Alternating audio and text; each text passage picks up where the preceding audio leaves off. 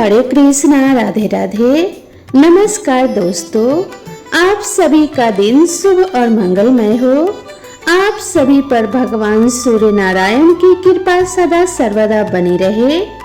जिस तरह से सोमवार का दिन भगवान शिव को समर्पित होता है, उसी प्रकार से रविवार का दिन सूर्य देवता को समर्पित होता है। बैसाख महीने में पड़ने वाले रविवार का और भी ज्यादा महत्व शास्त्रों में बताया गया है। रविवार के दिन सूर्य देव की पूजा करने से और सूर्य देवता को अर्घ्य देने से जीवन के सभी दुख दूर हो जाते हैं, शारीरिक और मानसिक कष्ट दूर होते हैं और सभी प्रकार के सुखों की प्राप्ति होती है। आज के दिन सूर्य देवता की पूजा करके सभी भक्तजनों को व्रत कथा अवश्य ही सुननी चाहिए अथवा पढ़नी चाहिए। तो आज की इस वीडियो में आप सुनेंगे रविवार व्रत कथा। पौराणिक व्रत कथा के अनुसार प्राचीन काल में किसी नगर में एक बुढ़िया माई रहती थी। वह प्रत्येक रविवार को सुबह उठकर स्नान आदि से निवृत्त होकर अपने आंगन को गोबर से लीपकर स्वच्छ रखती थी। फिर सूर्य देव की पूजा करके भोजन तैयार कर भगवान को भोग लगाकर ही स्वयं भोजन किया करती थी। भगवान सूर्य देव की कृपा से उसे किसी भी प्रकार का कोई कष्ट या फिर कोई भी चिंता नहीं थी। धीरे धीरे उसका घर धन धान्य से भर रहा था। उस बुढ़िया को सुखी होते देखकर उसकी एक पड़ोसन उससे बुरी तरह जलने लगी। बुढ़िया ने कोई गाय तो पाल नहीं रखी थी, इसीलिए रविवार के दिन घर लीपने के लिए वह अपनी पड़ोसन के आंगन में बंधी हुई गाय का गोबर लाया करती थी। पड़ोसन ने कुछ सोचकर एक दिन अपनी गाय को घर के अंदर बांध दिया। अगले दिन रविवार था और गोबर नहीं मिलने के कारण उस दिन बुढ़िया ने सूर्य भगवान को भोग भी नहीं लगाया। जब भोग नहीं लगाया तो उस दिन उसने स्वयं भी भोजन नहीं किया।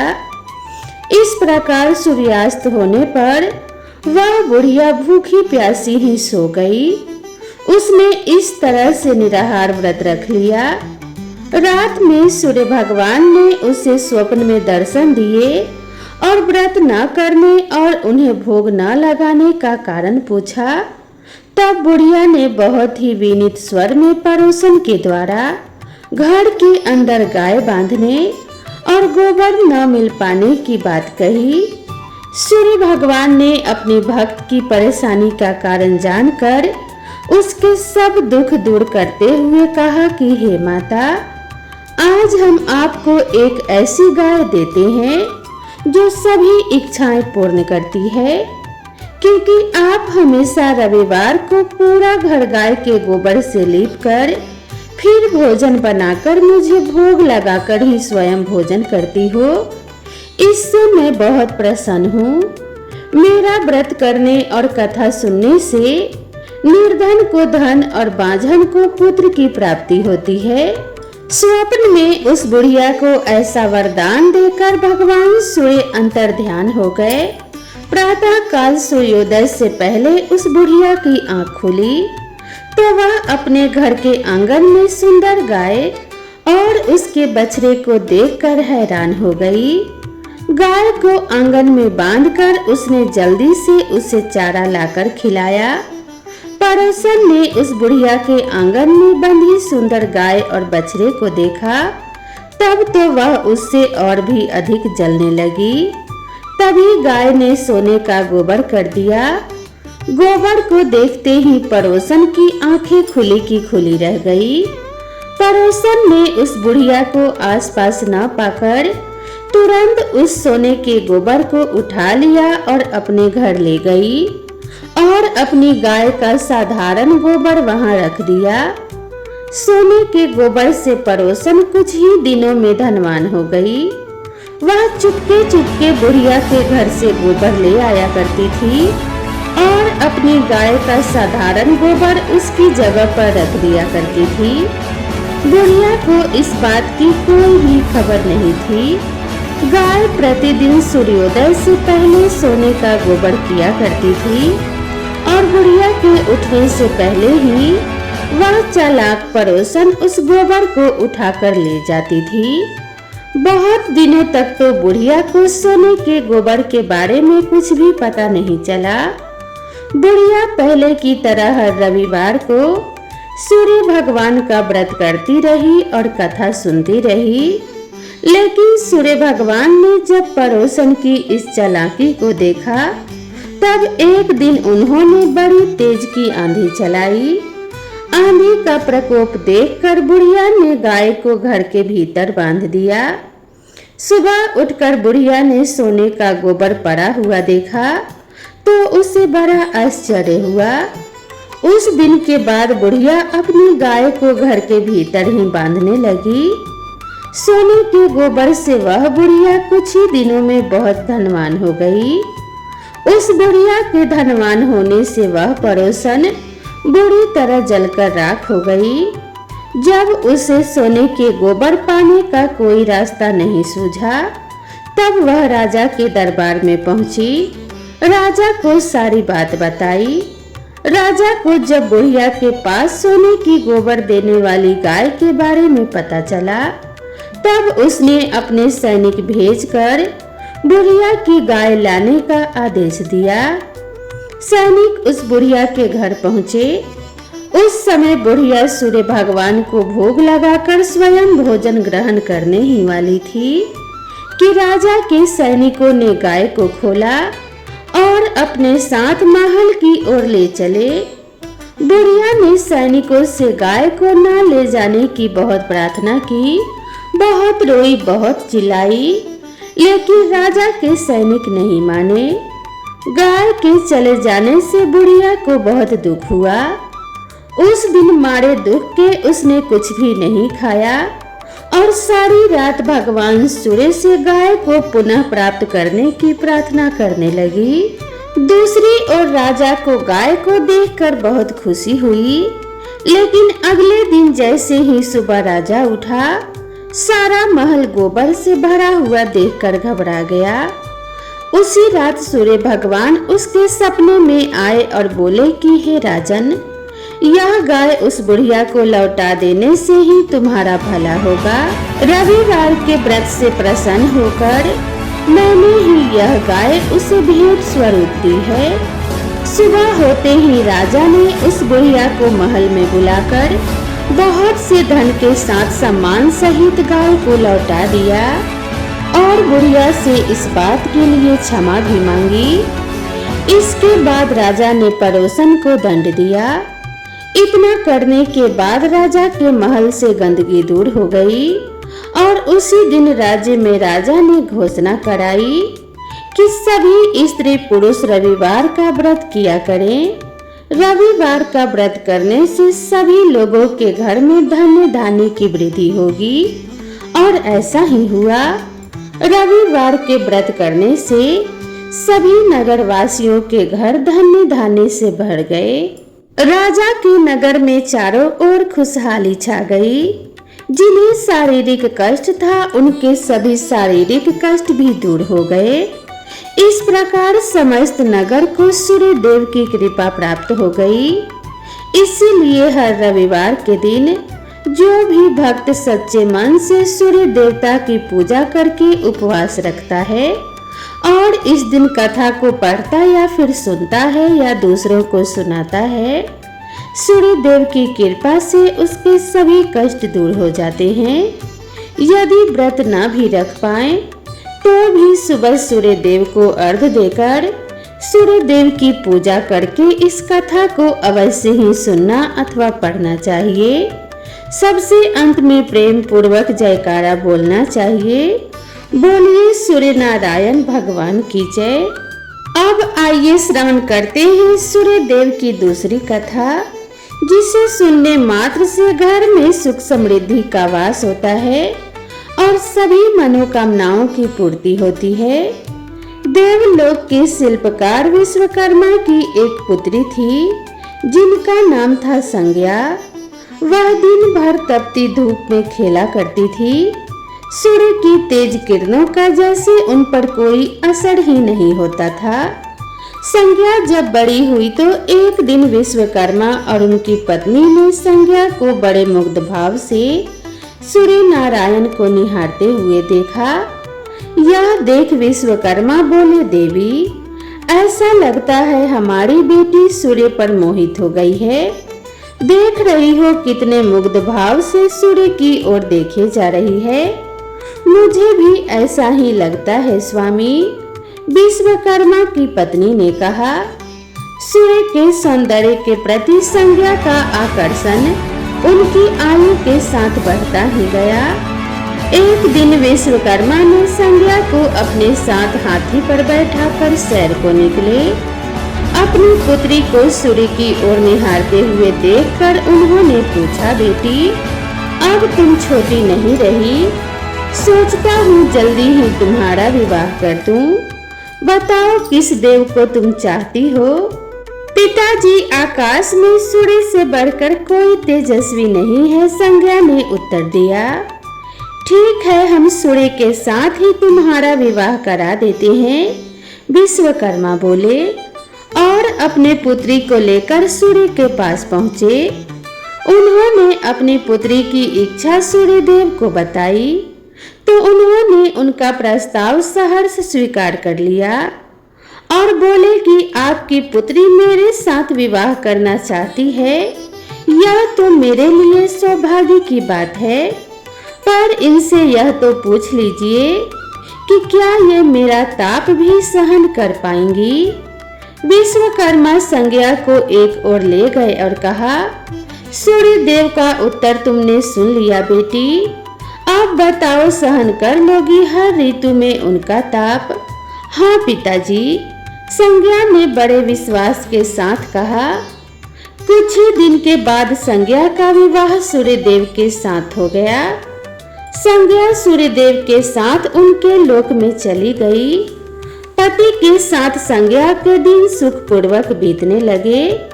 फिर उनके यहाँ एक पुत्र पैदा हुआ जिसका नाम रखा गया मनु। अनेक ऋषि मुनि बालक को आशीर्वाद देने आए। यह बालक ज्ञानियों में भी ज्ञानी होगा, ऋषियों ने भविष्यवाणी की। आशीर्वाद सच निकला। जब वह कुछ बड़ा हुआ तो ऋषि मुनियों से शिक्षा ग्रहण करने लगा। सूर्यदेव और संज्ञा को अपने बेटे पर बड़ा गर्व था। वे बहुत ही प्रेम से अपने बेटे का लालन पालन करते थे। अचानक एक बार ग्रीष्म ऋतु में सूर्य की किरणें बहुत ही प्रखर हो गई। उनका तेज अपनी चरम सीमा पर जा पहुंचा। संज्ञा की चमड़ी झुलसने लगी। सूर्यदेव ने उन्हें अपने पास बुलाया तो वह अपनी आंखों पर हाथ रखकर उनके पास पहुंची। सूर्यदेव बोले, संज्ञा मेरी ओर देखो, तुमने अपनी आंखें क्यों ढक ली है? नेत्र खोलो और मेरी ओर देखो, मैं तुम्हारा पति हूँ। स्वामी, मैं आपके ताप से मेरी आंखें खोल नहीं पा रही, संज्ञा ने कहा। इसका तो अर्थ यह हुआ कि तुम मुझे अपने से दूर कर रही हो। विवाह के पूर्व ही मैंने तुमसे पूछा भी था कि क्या तुम मेरा ताप सहन कर पाओगी। तुम्हारे सहमति से ही मैंने तुम्हारे साथ विवाह करना स्वीकार किया था, लेकिन अब तुम अपने वचन से मुकर रही हो। सूर्यदेव ने कुछ क्रोधित होते हुए कहा। स्वामी, इसमें मेरा कोई दोष नहीं, संज्ञा बोली। आपका ताप ही इतना प्रखर है। सूर्यदेव और भी कुपित हो उठे और बोले, सुनो संज्ञा, प्राणवान वस्तुओं को जीवित रखने वाला मैं ही हूँ, परंतु तुमने मेरी ओर से आंखें बंद कर ली। अतः तुम्हारे गर्भ से जो भी बालक उत्पन्न होगा वह यम होगा। यम अर्थात मृत्यु का देवता। संज्ञा वहां से भाग जाना चाहती थी, लेकिन बच्चों का मोह उन्हें विवश किए हुए था। संज्ञा की एक सहचरी थी, उसका नाम था छाया, जो हूबहू संज्ञा की ही प्रतिलिपि थी। संज्ञा ने इस विषय में छाया से मदद लेने का निश्चय किया। संज्ञा ने छाया को बुलाया और अपनी समस्या बताई।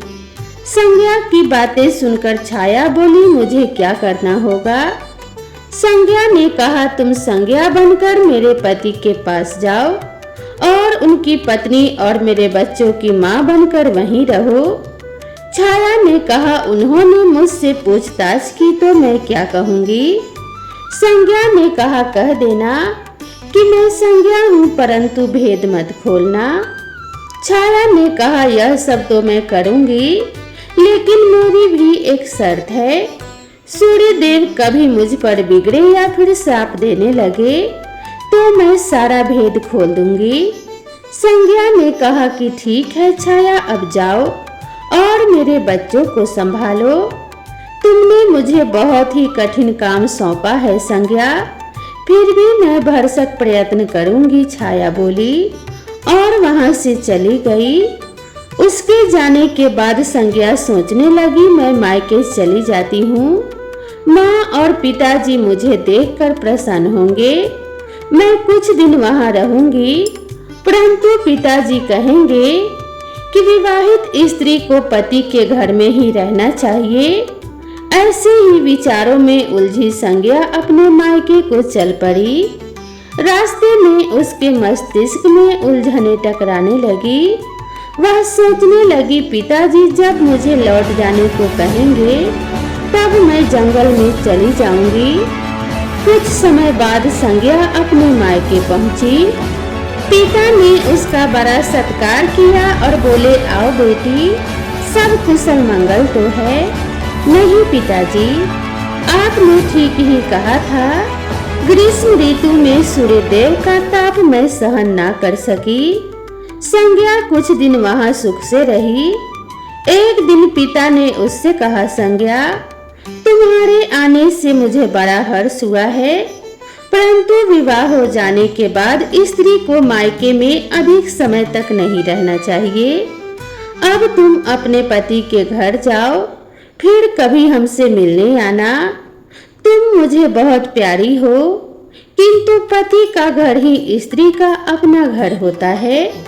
मैंने यही सोचा था, संज्ञा मन ही मन बोली और एक रात चुपचाप पिता का घर छोड़कर जंगल में चली गई। वह सोचने लगी कि मैं सूर्य के सामने नहीं जा सकती, इसीलिए घोड़ी बन जाती हूँ। उस रूप में मुझे कोई पहचान नहीं पाएगा। घोड़ी का रूप धारण कर संज्ञा तपस्या करने लगी। सूर्य के ताप की शक्ति को कम करने के लिए उधर छाया ने सूर्य के यहाँ जाकर संज्ञा का स्थान ले लिया था। सूर्यदेव ने उसे संज्ञा ही समझा। वे बोले, तुम लौट आई मेरे पास, क्षमा कर दो स्वामी, मैंने अपनी दुर्बलता को जीत लिया है। छाया खेद भरे स्वर में बोली। सूर्यदेव ने कहा, संज्ञा, मैंने तो तुम्हें कब का क्षमा कर दिया है, अब घर की जिम्मेदारी संभालो, बच्चों का लालन पालन करो। छाया ने कक्ष में लेटे दोनों बच्चों पर निगाह डाली और घर की जिम्मेदारियां संभाल ली। छाया इस घर में सुखी थी। वह प्रायः सोचा करती, बेचारी संज्ञा, कितना अच्छा घर त्यागना पड़ा उसे, क्या वह कभी नहीं लौटेगी। कुछ समय बीतने के बाद छाया को एक पुत्र हुआ। पुत्र पैदा होने के बाद वह कुछ चिंतित रहने लगी और मन ही मन विचार करने लगी कि मुझे यह नहीं भूलना चाहिए कि मैं संज्ञा की छाया ही हूँ। छाया ने एक पुत्र और पुत्री को जन्म दिया। अब छाया का व्यवहार बदलने लगा। वह अपने बच्चों से तो प्यार करती थी, लेकिन संज्ञा के बच्चों को ताड़ने और उनके साथ दुर्व्यवहार करने लगी। मनु ने तो विमाता के व्यवहार को नजरअंदाज कर दिया, लेकिन यम को छाया का व्यवहार खटकता रहा। माता छाया का यमुना बहन के साथ ऐसा व्यवहार करना उचित नहीं। वह अपने बच्चों के साथ तो कितना अच्छा व्यवहार करती है, परंतु हम भाई बहन से नफरत करती है। एक दिन तो हद ही हो गई। छाया ने यमुना के बाल पकड़े और उसे डंडे से पीटते हुए बोली कि तुम लोग मरते भी तो नहीं, मर जाओ तो मेरा पीछा छूटे। जब छाया देर तक यमुना को पीटती रही तो यम से रहा नहीं गया। उसने जाकर छाया का हाथ पकड़ लिया और गुस्से से बोला, बस माता, अब तुमने यमुना पर हाथ उठाया तो मुझसे बुरा कोई नहीं होगा। अच्छा, तेरी यह हिम्मत, मुझे धमकी देता है। ठहर, आज मैं तेरे पिता से इसकी शिकायत करूंगी। छाया क्रोध से सिहर उठी। छाया ने तो इस डर से सूर्यदेव से शिकायत नहीं की कि कहीं उसका भेद उजागर न हो जाए, लेकिन यम और यमुना ने तंग आकर अपने पिता से उसकी शिकायत अवश्य कर दी।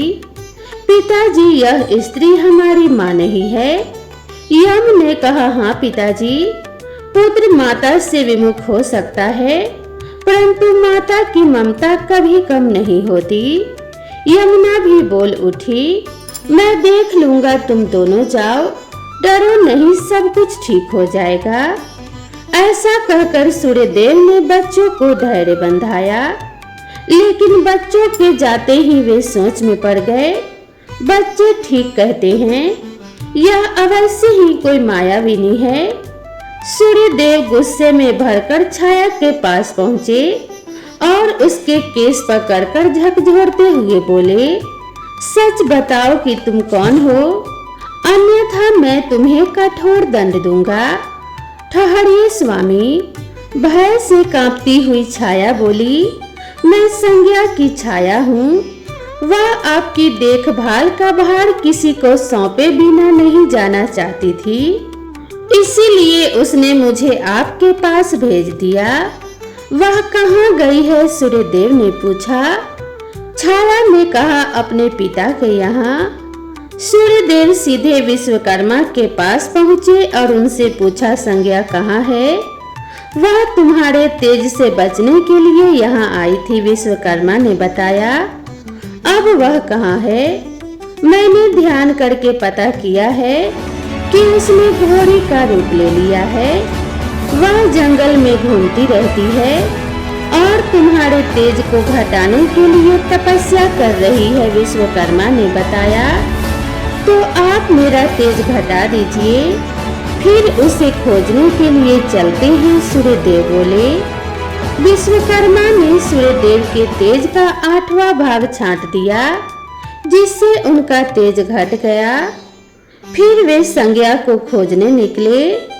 उन्होंने राहगीरों से पूछताछ की कि तुमने इधर कोई घोड़ी देखी है?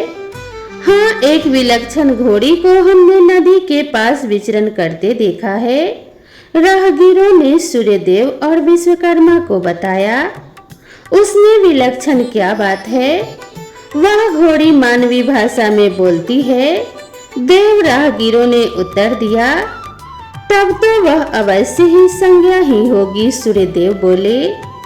सूर्य घोड़ी के निकट पहुंचे और कहा, संज्ञा, मैं सूर्य हूँ, तुम्हारा पति। अब तुम यह घोड़ी का रूप त्याग दो। संज्ञा बोली, जब तक मेरी मनोकामना पूरी नहीं होगी, मैं यह रूप नहीं त्यागूंगी। घोड़ी बनी संज्ञा ने उत्तर दिया। तुम्हारी मनोकामना तो पूरी भी हो गई है, सूर्यदेव ने कहा। सूर्यदेव ठीक कहते हैं बेटी, विश्वकर्मा बोले। मैंने इनके तेज का 8वां भाग कम कर दिया है। पिता से आश्वासन पाकर संज्ञा ने अपना घोड़ी वाला रूप त्याग दिया और अपने स्वाभाविक रूप में आ गई। वह हर्ष और विभोर से अपने पिता से लिपट गई और फूट फूट कर रोने लगी।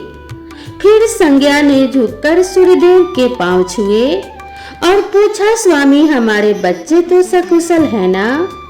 हाँ, दोनों बच्चे ठीक हैं। मानो यम और यमुना को अब फिर से माँ मिल जाएगी।